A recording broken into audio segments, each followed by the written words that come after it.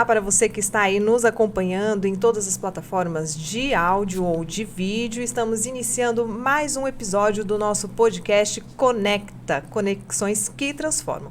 E para dividir a bancada aqui comigo hoje, está comigo Camila Paiva. Seja muito bem-vinda, Camila. Muito obrigada, Sheila. Bom dia, boa tarde, boa noite. Não sei o horário que você está acompanhando, mas estamos muito felizes de estar aqui em mais um programa, né? Que bom, né, Camila?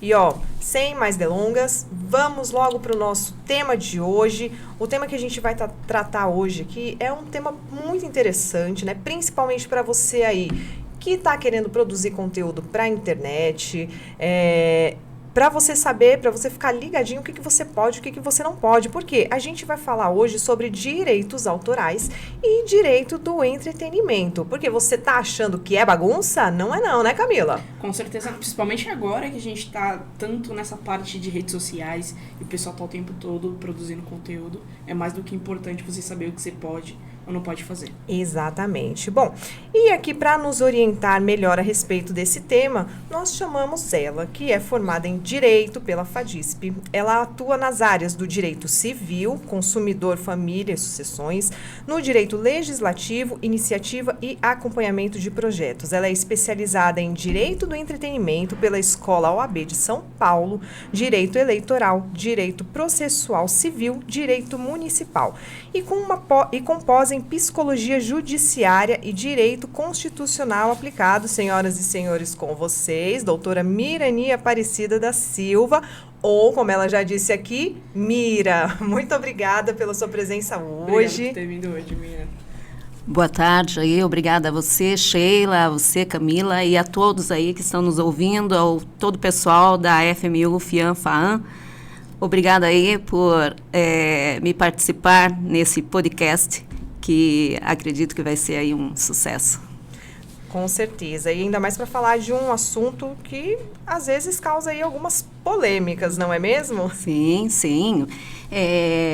Eu me antecipo a falar, porque a Sheila falou entre direito do entretenimento e direito autoral. Então, nesse sentido, eu vou fazer uma diferenciação.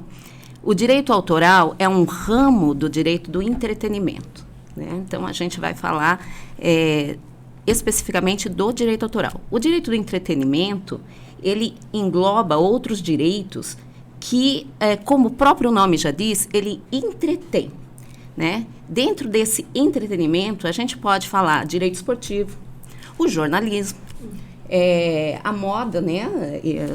As artes, música, direito autoral, o direito autoral está dentro, a propriedade intelectual, que é marcas e patentes, né? Tudo que entretém.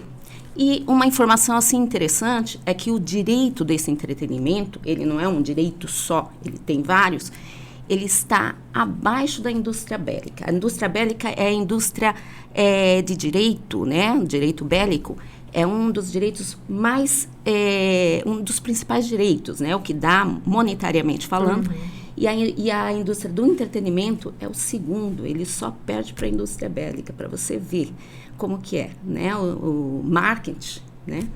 No direito do entretenimento, ele é muito poderoso e às vezes perigoso. Então, né? Exatamente como usar. É aí nesse ponto que a gente está querendo chegar, porque a gente sabe que a internet, ela abriu muitas portas e abriu muitas oportunidades para o pessoal criar conteúdo, muitas vezes falar o que pensa na internet, né? Sim. As pessoas têm formado aí comunidades, grupos, grandes grupos de pessoas, né?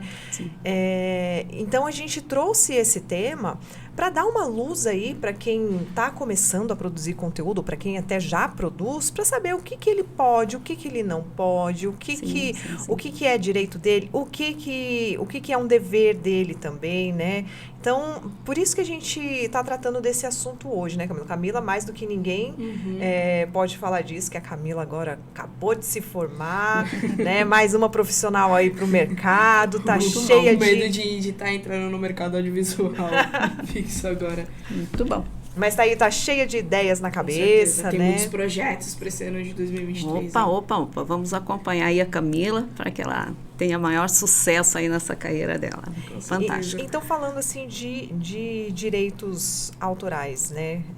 O que eles asseguram para quem está produzindo um conteúdo, para quem produziu uma obra? Explica um pouquinho para a gente como é que é. Vamos falar, então, de direito autoral, e se vocês me permitem, vou dar uma pequena história, né? Contar a historinha do direito autoral no nosso país, né? O direito autoral, na verdade, é um conjunto de normas de proteção de criações originais, né? Eles são direcionadas às pessoas físicas e jurídicas também. E elas protegem as obras literárias, as obras intelectuais, de todo tipo de informação, de criação, no seu aspecto moral e patrimonial. Então, esse é o direito autoral. Ele, na verdade, ele já se origina no momento em que a pessoa cria.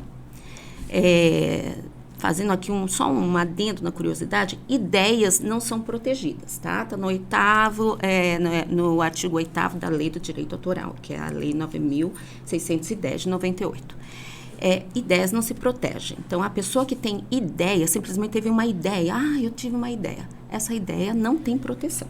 Então, não adianta você falar, eu tive uma ideia legal. Então, né?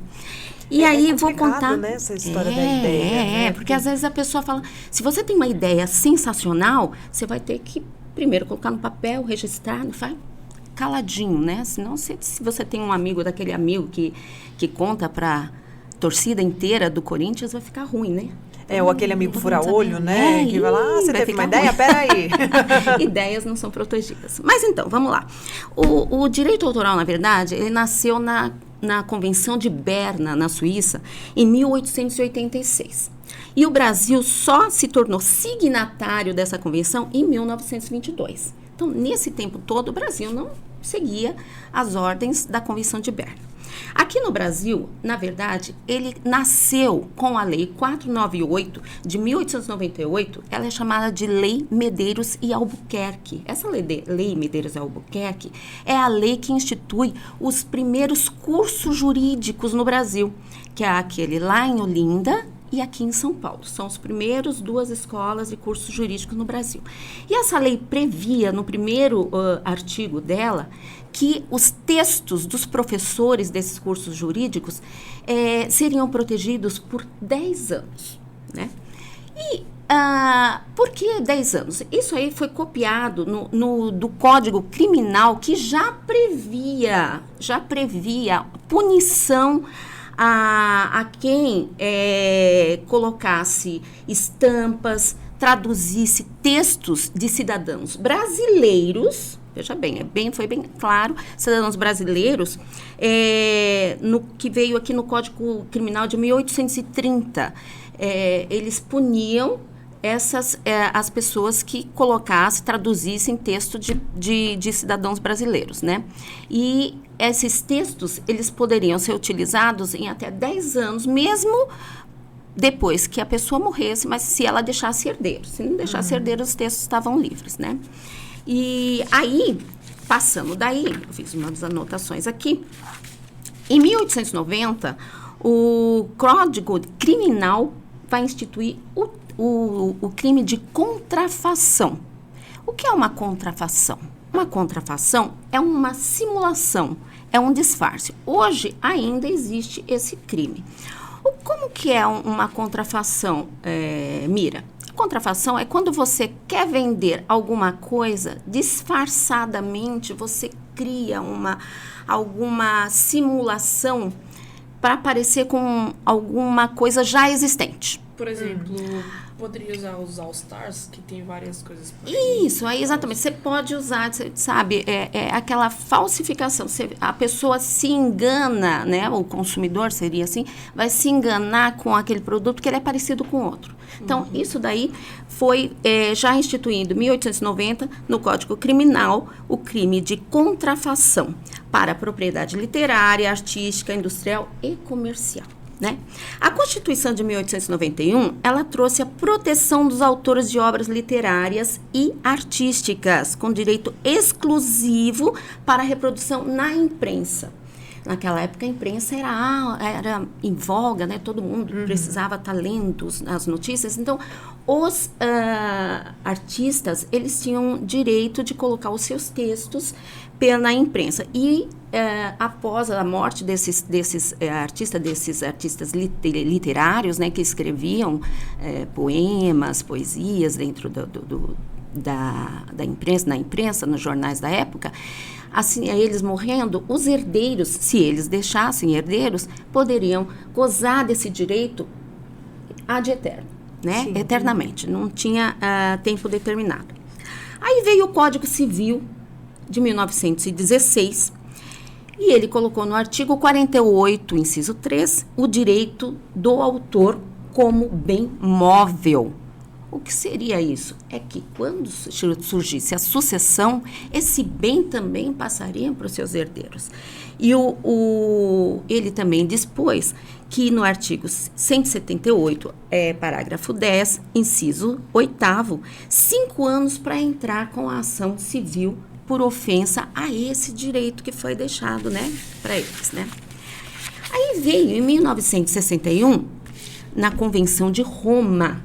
A Comissão de Roma teve várias, mas essa especificamente, em 1961, nós entramos com os direitos conexos. Os direitos conexos também são direitos autorais, mas são aqueles direitos que dizem respeito ao modo como é feito essa acessibilidade aos direitos do autor. Então, eles são feitos especificamente para os intérpretes, para os produtores de fonograma, entendeu? Para os organismos de radiodifusão. Você, Camila, vai ganhar os seus direitos conexos, né? Ele já não é o direito de autor, aí são os direitos conexos, né? Que é especificamente para exploração da obra criada. Em 1973 veio a Lei 5988, né? Que instituiu aí o Sistema Autoral Brasileiro. Foi ali que nasceu o ECAD. Não sei se vocês conhecem o ECAD. Os músicos, tem muito músico que fica brigando, né, por causa do ECAD. E com o ECAD veio as associações de direito autoral e o Conselho de Direito Autoral, né? E aí foi feito essa organização. A Constituição Federal de 88, ela nos deu uma ampla, né, garantia para os direitos de autor. Está ali no artigo 5º, os direitos fundamentais, incisos 27 e 28. Se vocês abrirem a Constituição, nós temos a garantia constitucional, o autor e as obras são protegidas constitucionalmente, né? E a Lei 9.610, que é a Lei do Direito Autoral, de 19 de fevereiro de 1998, veio para materializar todo esse direito, tá? E no artigo 184 do Código Penal também está lá as penas de quem infringir, quem ofender o direito de autor. Essa é uma pequena historinha do que é o direito autoral no Brasil. O direito autoral do Brasil, então, ele protege toda a criação original dos seus criadores, né? Tanto na sua parte moral como patrimonial. A lei, ela protege esses direitos ao criador, mesmo depois de sua morte, por 70 anos, a partir do 1º dia de janeiro do ano subsequente à morte do seu criador. Essa é a historinha do direito autoral. E aí, como que a gente faz a regulamentação? Então, por exemplo, para que eu tenha esse direito, né? Sei lá, eu acabei de me formar na faculdade, escrevi um roteiro belíssimo de uma série, quero botar isso para rodar e tal. Então, sei lá, de repente tive uma ideia de um programa que, nossa, meu Deus, é uma coisa genial na minha cabeça, né? Se vai ser ou não sei. Mas aí eu tenho essa obra na minha mão. Certo. Como que eu vou, por qual caminho eu vou percorrer para que eu não corra o risco de que uma outra pessoa se aproprie daquilo? Sim. Olha, então a questão é a seguinte, como eu falei, o direito de autor, o direito autoral, é um direito originário. A partir do momento que você expõe a sua ideia, se torna pública, não é ideia, tá?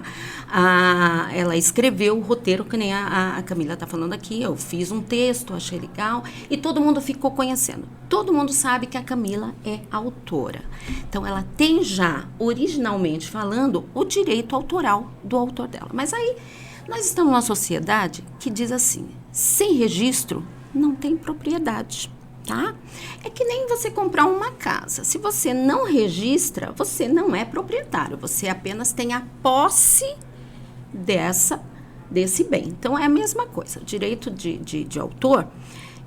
se você vê que é muito importante isso para você, para os seus herdeiros, que isso vai te trazer benefícios na parte patrimonial, o importante é que você faça o registro. E eu gostaria de saber como que funciona essa parte de referências na hora de você estar citando algum autor, algum produtor, enfim, de você ter o cuidado de não cair, por exemplo, na parte do plágio. Então, todo plágio, o que é? Primeiro a gente vai ter que falar sobre plágio. O que é um plágio? O plágio é aquela citação, aquela menção, uma frase, música, uma fotografia, né, que você coloca no seu trabalho, você exibe, sem a menção do autor original. Né? Então, você plagia. Então, dentro do crime de plágio, existe o plágio total, o plágio parcial, o plágio direto, o indireto, o autoplágio e o plágio consentido. Então, tem várias ramificações. O plágio total, né, que é aquele plágio que a pessoa não tem vergonha nenhuma, copia a obra, não menciona o autor. Nem pede autorização dele, né? Não pede autorização, aí ele passa para frente, as pessoas que não conhecem já acham que é dele, até que se manifeste, alguma coisa assim, né? Esse é o plágio total. O plágio parcial é aquele plágio que vai pegando só partes de um determinado texto, determinada música, né? O plágio direto é aquele plágio que você faz o seu texto e dentro do seu texto você escreve frases, né, grandes frases, exatamente igual do autor original. A galera do TCC aí, ó, fazer TCC sem citar referência. Isso, gente, tem que fazer a citação tudo direitinho de onde tirou, página, edição, autor.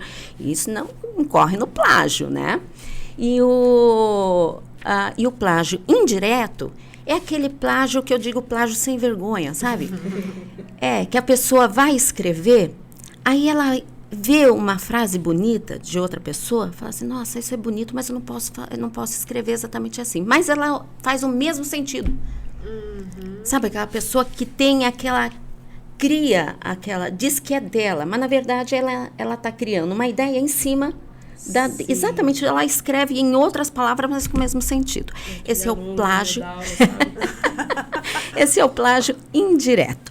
O autoplágio é aquela pessoa que se autoplagia, né? Você não posso dizer nem que seria um crime, né? A pessoa pega um texto, ela escreveu um texto lá atrás, ficou famosa, aí ela vai fazer de novo alguma coisa, escreve a mesma coisa, quer dizer, ela se autoplagia. Então, ela não vai dizer assim, eu sou criminoso de mim mesma, né? Sim, exatamente. Não vai falar.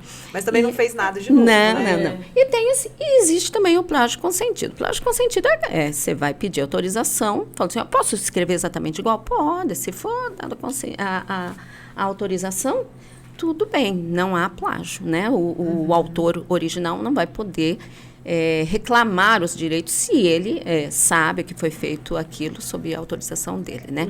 Então, essa questão do plágio é muito, muito, muito, muito séria, né? Hoje em dia, se a pessoa não tiver ideias originais, ela incorre nos plágios aí. A gente teve 2 casos. Teve um caso mais antigo, que é o caso do Rod Stewart, né? Lá na década de 70, com a música do George Ben, né? Isso. E a gente teve o mais recente aí da Adele, né? Que a Adele também, eu não sei se ela está sendo processada de fato, mas ela está sendo acusada de plágio de uma música do Martinho da Vila, né? Essa questão do plágio musical já deu um pouquinho do que falar, porque o direito autoral no Brasil, ele não é assim muito competitivo, né? Não se acha muitas jurisprudência como se acha de outros casos, né? Mas o direito musical ainda há algumas controvérsias, porque, por exemplo, do Rod Stewart, né, que é do meu tempo até, o Rod Stewart, ao final da ação, ele reconheceu o plágio, se desculpou para o Jorge Benjó e disse que, ao final, ele não era a intenção dele plagiar. Saiu. Saiu. Escutou, e ele até alegou. Escutei tanto a música no carnaval do Brasil. Que acabou surgindo que na hora veio. Mas aí o Jorge Benjó, na boa, né? Como todo brasileiro, deixou pra lá e a coisa toda. Na verdade, essa parte de direitos, o quão a fama do artista pode impactar no resultado dependendo da situação. Porque a Adele é uma pessoa mundialmente muito conhecida, ela voltou com o álbum, então... Exatamente. No caso da Adele, eu até vou dizer a verdade, eu ontem fui ouvir a música. Na questão do plágio musical, há uma briga entre músicos, né, entre pessoas que eu não tenho conhecimento de notas musicais, não sei nada, mas para uma questão dessa, é necessário que você tenha aí toda a perícia técnica, né, de quem reconhece música. A princípio, logo que surgiu os primeiros plágios musicais, foi decidido que a música tinha que ter, poderia ter até 8 compassos, né? Quem conhece música, passando de 8 compassos, seria plágio. Eu estava olhando até pelo processo, a Adele, toda a produção da Adele está participando desse processo. Na verdade, quem processou a Adele foi o compositor da música, né? Não foi o cantor. Veja bem, o Martinho da Vila, nesse sentido, ele recebe os direitos conexos. Lembra que eu falei direitos conexos? Ele é um intérprete. O compositor, ele se ofendeu, né? Porque viu que uma pessoa está ganhando dinheiro com a ideia dele e processou a Adele, ainda está em fase de resposta, o processo não terminou. E, segundo ele, né, porque eu não discuto com quem conhece, né? Segundo ele, existem 88 compassos. Se for provado 88 compassos... Dentro da música dela. Semelhante a ele. Porque a questão do plágio da música, ela não envolve somente a letra. Ela envolve o som, ela envolve uma batida, melodia, arranjo, tudo isso. Por isso que é uma coisa bastante complexa. Envolve aí uma perícia bem grande de quem realmente conhece a causa. Mas, segundo ele garante que a música tem 88 compassos exatamente igual. Se for isso, vai ter que pagar aí uma multa pela se ela não chegar ideia, também, né? mão da música, né? Às vezes ocorre de um artista. Mas ele pode ganhar pelo tempo que está sendo executado, né? A música, essa coisa assim. Mas aí vamos aguardar para ver aí qual é a situação. E de que forma é feita não essa regulamentação, mas a gente sabe que tem tecnologias que ajudam a gente a pegar os plágios, né? Quem é professor sabe, corrige muito TCC, tem os softwares para pegar plágio, né? Acho que músico também tem esses softwares. De que forma a tecnologia tem ajudado, assim, nessa... A gente sabe, por exemplo, no YouTube, né? Quem produz vídeo para o YouTube, que quer subir o vídeo com trilha, tem essa dificuldade, porque tem que pesquisar trilha branca, sem direitos autorais. A tecnologia na questão do plágio aí, ajuda o autor original, eu acho que é mais no boca a boca, porque o autor, ele sabe que ele criou, que ele colocou a obra, né, compartilhou a obra ao público, né, ele está ganhando a parte dele e tudo, mas ele não pode, ele não é um ser de outro mundo que possa se bilocar para todo lugar para saber o que está acontecendo com a obra dele. E a tecnologia, a internet, nesse sentido, veio facilitar essa pesquisa, né, de saber quem é que está usando, quem é que está fazendo alguma coisa igual. Porque hoje todo mundo tem acesso a tudo, né? Baixa música, ouvindo música, né? E de repente ouve aquela música e eu sei que aquela música é de uma pessoa que eu conheço, aquele lá já passa, já fica uma coisa assim, ouve aquela música, já passa de um para outro. Então, essa universalidade que a internet trouxe ajuda, nesse sentido, a manter essa ordem, né? A proteger o autor da sua obra. Né? Dentro desse caso, ainda até seguindo a mesma linha, por exemplo, a gente tem uma rede social hoje que ela é bombada pelo mundo, que é o TikTok. E dentro do TikTok, às vezes, os cantores, eles lançam a música, acaba virando trend lá dentro. Exato. E, às vezes, um compositor ou outro acaba gravando um som novo em cima da música do cantor e acaba tendo a junção, quanto a do cantor mesmo e a do compositor ali do aplicativo. Nesses casos, já existe o direito autoral do próprio cantor, mas como que fica a inclusão de, por exemplo, mais uma composição de música? Então, aquilo Fit, né? É aquilo que a gente comentou. Tem que haver uma concessão, tá? Se aquele que criou primeiro se sentir ofendido pela essa alteração no que ele foi criar, no que criou-se, né? Se ele vê que foi alterado de forma que ele se ofendeu, ele pode recorrer, sim, à justiça para a retirada do conteúdo. Mas ele precisa recorrer. Tem que recorrer. Né? Alguém tem que ir lá reclamar. Alguém tem que reclamar. Se você encontrar a pessoa facilmente, ela fala, por favor, para a gente não brigar, sabe aquele jeitinho brasileiro, né? A gente não brigar, você pode retirar, e a pessoa simpaticamente olha para você, claro, vou retirar hoje, tudo bem, mas as coisas não são assim, como a gente sabe. Só teve o caso das Melody, né? Teve da Anitta também, que a Anitta não liberou para ela, né? Foi maior confusão. A Anitta falou que foi a equipe dela que não liberou, e por isso a música foi retirada das plataformas de música. Exato. Então, essa... Então, foi retirada das plataformas de streaming, mas assim, a música tá por aí ainda, né? Vez ou outra eu escuto meu vizinho tocando. O pirateado. Isso tem sempre, gente. As baladinhas escuta muito, né? Exatamente. Tem sempre a parte de pirataria, mas... Às vezes essa parte de composição dá certo, porque ainda na época do Covid, eu não sei se todo mundo vai lembrar, mas teve uma composição que foi feita em cima da música da Cardi B, usando, sei lá, um bordão da Cardi B da internet. E aí fizeram a música na época do coronavírus. Sim, verdade.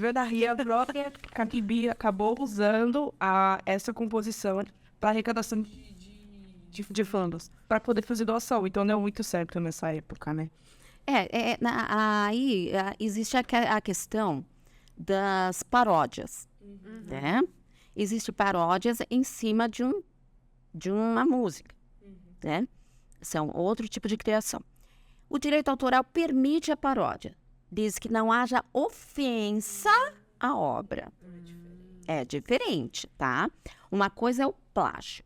O plágio é você colocar aquilo virar um sucesso e o autor da letra ou da música reconhecer que aquilo está exatamente igual à criação dele. Isso é uma coisa. A paródia, geralmente, também ela tem que busca-se a autorização para usar aquela sinfonia, aquelas batidas, mas ela não tem esse sentido de sucesso, de consumerista, esse sentido consumerista, né? Ela é mais uma forma engraçada de ver. É que nem memes. Na internet temos os memes. Sim. E os memes, eles são equivalentes às paródias. Sim. Né? Por isso, muitas vezes você vê alguém fazendo um meme de alguém famoso e você... É mais para divertir, né? Essa é uma Mas a diversão. pessoa se sentir Se ofendida. a pessoa se sentir ofendida, ela pode reclamar. Tá? É isso aí. A gente vê muito comediante, via-se mais, né? Principalmente na TV, fazer muita paródia, né? Nos programas de TV. O Adnet mesmo fez um monte de paródia agora com algumas músicas lá no programa que ele fazia da Copa, na Globo, né? Ele precisa interpretar bom por aí. Sim. Não há mercantilismo nas paródias, tá? Não há mercantilismo. Como não tem lucro, Não. É só mais pra diversão, mesmo uma sátira. Gente, o que seria da internet sem meme, né? Vamos falar a verdade? Mas sério, eu acho que quem é o país, o rei dos memes, rainha dos memes, é o Brasil. É o Brasil, né? Brasil, sim. Todo mundo fala dos memes brasileiros. Desculpa, a gente Tem que ter? A gente tem a Gretchen. Rainha dos memes, grande Gretchen. Inclusive, né, gente, aquela mulher, o que rendeu de meme quando ela foi pra Fazenda, misericórdia. E ela foi assim, na Fazenda 300 anos atrás. Tem meme até hoje. Eu mesma tenho vários memes dela aqui no meu WhatsApp. É bom.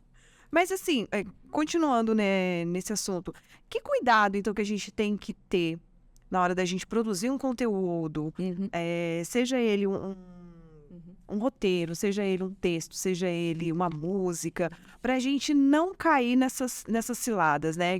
Igual a composição lá do Rod Stewart, né? Eu vi tanto no carnaval que ficou na cabeça, acabei compondo uma coisa igualzinha. Pois é, então, foi o que a gente comentou, né? A gente tem que fazer aí o registro, o pessoal que cria.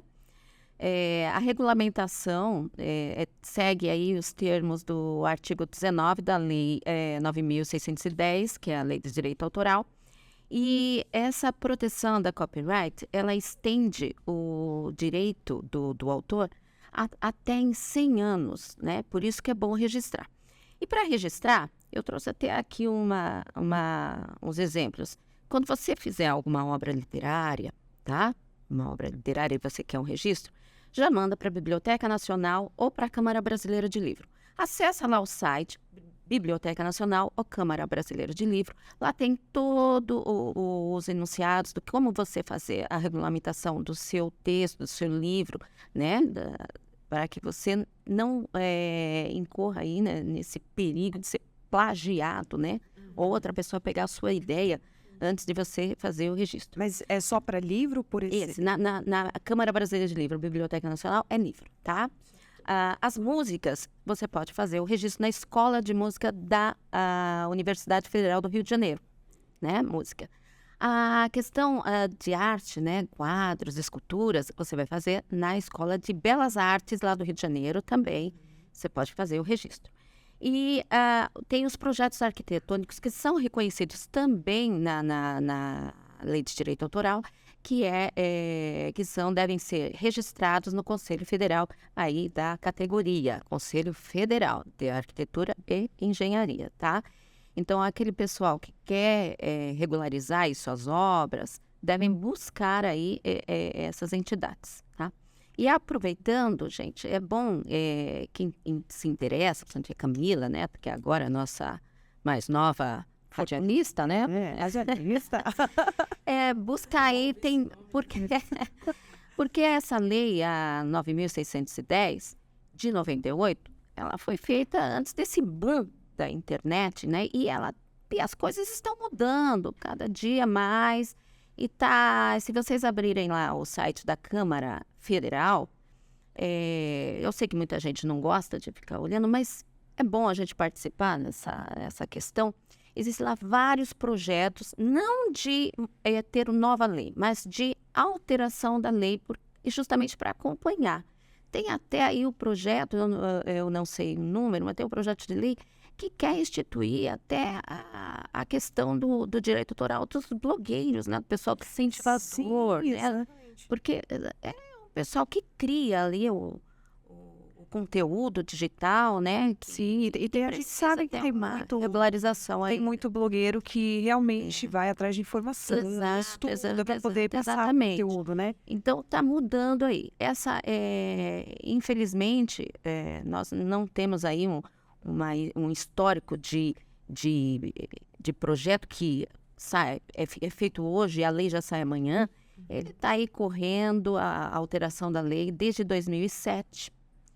E espero que saia essa alteração antes de que nossa internet fique até maior, porque a cada dia vai surgindo coisas diferentes, né? Então é necessário regulamentar. Sim. Toda vez que você vai brigar por um conteúdo, você vai pegar uma equivalência na lei, né? Mas às vezes na realidade a situação é completamente diferente do que está no papel. Por isso que é necessário haver essa alteração. Falando um pouquinho, voltando na questão de livros, né? Para quem não sabe, a nossa diretora aqui, ela é uma jovem escritora, nossa Thaís. Ela tem uma pergunta, porque tem algumas empresas privadas que, mediante um pagamento, né, de uma taxa, dizem que garante ali os direitos do autor, né, com a obra dele. Só que esse direito, ele tem a mesma validade, por exemplo, que um registro na Biblioteca Nacional? Olha, eu aconselho, né, nem tem aquela frase famosa, procure sempre um advogado, né? É muito bom. Eu, como advogado, eu aconselho que você faça o registro realmente da forma clássica na Biblioteca Nacional. Aí você pode até entregar para essa empresa para que ela faça aí o compartilhamento, né, acesso ao público, porque é isso que elas vão fazer, né? Não é eu posso entender, uma editora, talvez. Não sei se eu entendi isso, é uma editora? Eu acho que não é editora, mas eu acho que, na verdade, é só uma empresa que garante os seus direitos. Os seus direitos. Será que garante? Porque, assim, aí entra outro ramo do direito, porque, com certeza, eles vão te apresentar um contrato para que você ceda, né, parte desse direito. Então, ninguém está trabalhando de graça. Ninguém trabalha de graça, ok? Então, para garantir o seu direito, eu aconselho, como advogada, faça a forma clássica, tá? Tá a Biblioteca Nacional, tá lá, abra o site, paga.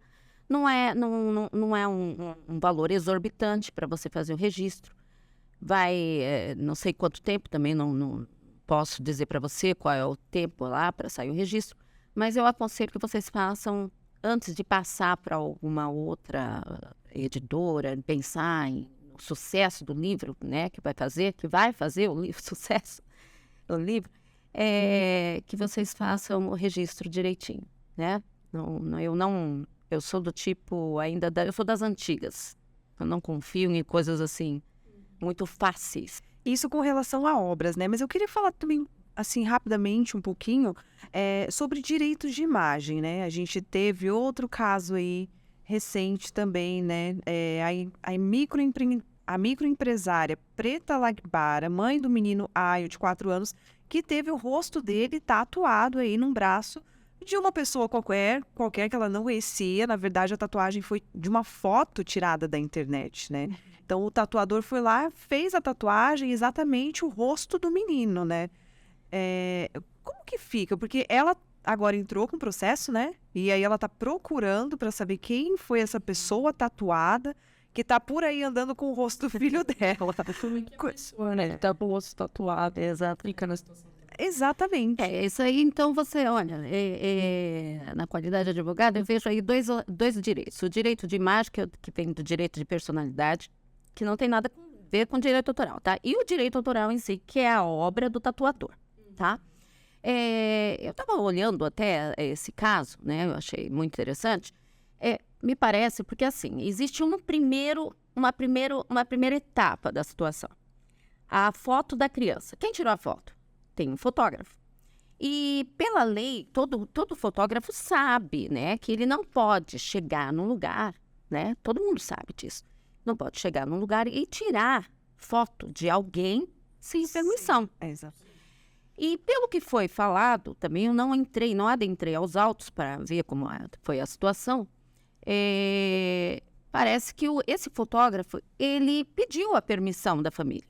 Foi permitido tirar foto, tá? O fotógrafo tirou foto. E o fotógrafo, lógico, ele tornou a foto dele pública, tá? Embora registrada, a gente sabe que pertence, a fotografia pertence. E o tatuador, ele é um artista, gente. O tatuador, ele é artista.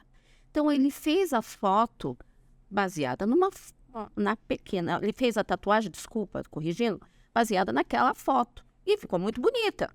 Sim. Ficou muito bonita. E a partir do momento que ganhou, porque a tatuagem dele ganhou, né, o concurso. Aí a mãe veio reclamar. Aí eu pergunto, mas ela não sabia que tinha tirado a foto? Tá? Aí eu estava até olhando, aí parece que ela recebeu bastante críticas, alguma coisa assim. Claro, nada justifica ofensa. Eu sou contra qualquer tipo de preconceito, discriminação, tudo, mas eu acho que você tem que pensar assim de forma fria e justa. Na hora de tirar foto do filho, o fotógrafo é uma pessoa sensata. Ele não tirou, assim, vou tirar foto dessa criança toda. Ele pediu uma permissão. Ele fez o correto, ele foi pelo caminho. Fez o correto. E o tatuador, o direito autoral, ele protege a criação. O tatuador, mais uma vez, ele é um artista. Então, ele não incorre em problema nenhum. E a questão aí é, será que a mãe não viu que foi tirada a foto? Gente, fico nessa questão. E o tatuador, que é o Coutinho, se eu não me engano, agora em dezembro, para evitar todo esse tipo de problema, porque eu acho que deu maior bafafá, né, nas redes sociais, ele começou a fazer a retirada da tatuagem, né? Eu acho que para retirar uma tatuagem não é uma coisa de um dia para outro. Ele começou agora em dezembro, não sei se agora ele já terminou.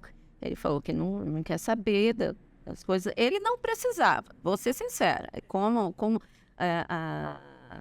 uma pessoa, como uma advogada, eu acho que ele não responde nada, ele não precisava, mas ele foi, por sensatez, para evitar confusão, ele retirou aí fez a parte dele de retirar a tatuagem da pessoa, que não foi falado o nome, também não tem culpa a pessoa que foi tatuado. Simplesmente ele quis fazer a tatuagem para participar do concurso e ganhou. Parabéns aí pela obra de arte. É uma obra de arte, tá? Com certeza.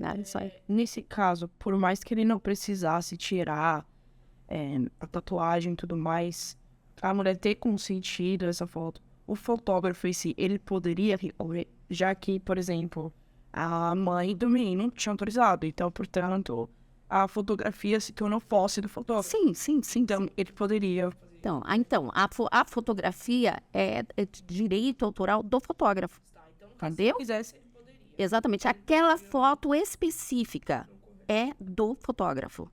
Embora a imagem seja do filho dela, mas ele, pelo que foi falado, ele pediu permissão, como tem que ser feito. Você não pode sair fotografando qualquer pessoa na rua sem a sua permissão. Por favor, você que tá aí começando o ramo da fotografia, né? Vai fazer ensaio, já separa lá, né, um termo. Tem que andar termo, assina os termos e tal.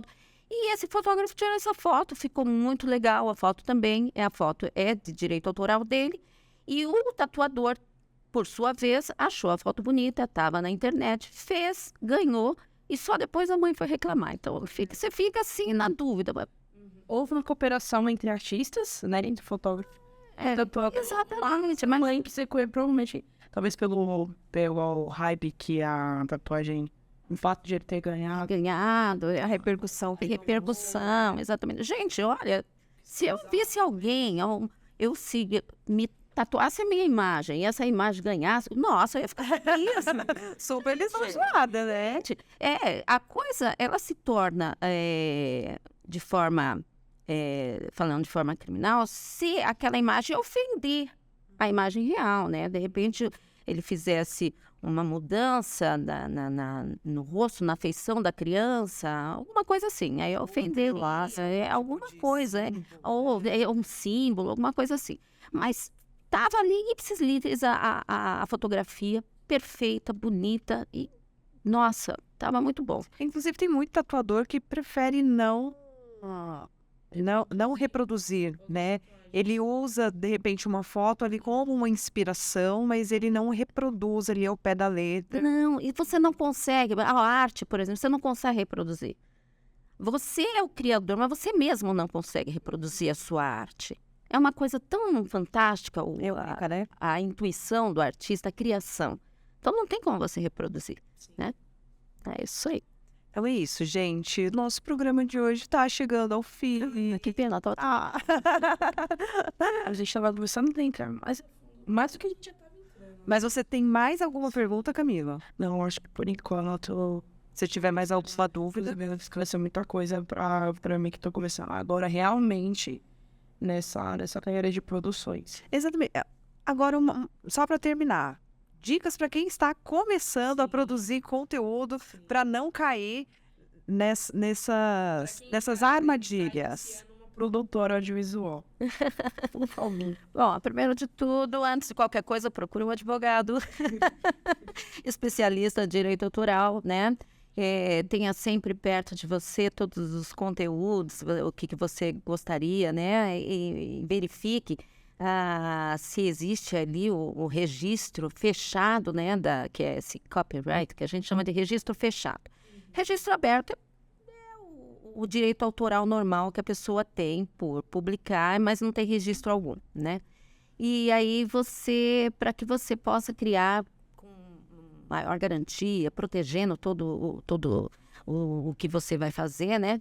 E te dá mais segurança, né? Observando tudo e a tua equipe, que você não vai ficar sozinha, também está por dentro de toda essa legislação de direito autoral, né? Para que você tenha sucesso aí na sua profissão. Bom, muito obrigada, Mira. Já podemos chamar de Mira, né? Mira, pode chamar de Mira. Muito obrigada, Mira. Você tem rede social, algum canal para contato que você queira deixar? Gente, eu vou deixar aqui o meu e-mail, tá? Minha rede social, eu não participo muito de rede social. O meu e-mail é mirap de pato, mudo, Silva, mirapsilva@hotmail.com. Quem quiser, puder entrar em contato aí pelo e-mail. Qualquer dúvida, a gente responde aí. Mira, muito obrigada pela sua presença hoje, pela sua disponibilidade, né? Ter cedido aí um pouquinho do seu tempo para tirar as nossas dúvidas, participar do nosso programa é sempre muito importante. E já está convidada aí para um próximo. Já vamos pensar aí no próximo tema, né? Que a gente sabe que esse ramo do direito dá pano para manga. Legal, dá direito, né? Eu até vou fazer aqui uma propaganda, porque a minha tese lá quando eu fiz a pós no Constitucional foi justamente fake news, né? Então, quem quiser falar fake news é uma coisa que está em voga aí, todo mundo, né? Nossa, em alta aí. Então, para você que está acompanhando a gente, tem dúvidas sobre fake news, por favor, já entre em contato aqui, deixa seu comentário, que aí a gente traz a Mira num próximo episódio só para falar. É um grande prazer, gente. Muito obrigada. Obrigada, Mira. Bom, gente, esse foi o nosso programa. Camila, muito obrigada por dividir essa bancada comigo novamente. Muito obrigada. Estou muito feliz de estar aqui mais um programa, né? A gente está compartilhando essa diversa de informação e ideias. E conectando, né? Conectando pessoas e conhecimentos. Isso é o que importa. Muito obrigada para você que nos acompanhou e até o próximo programa.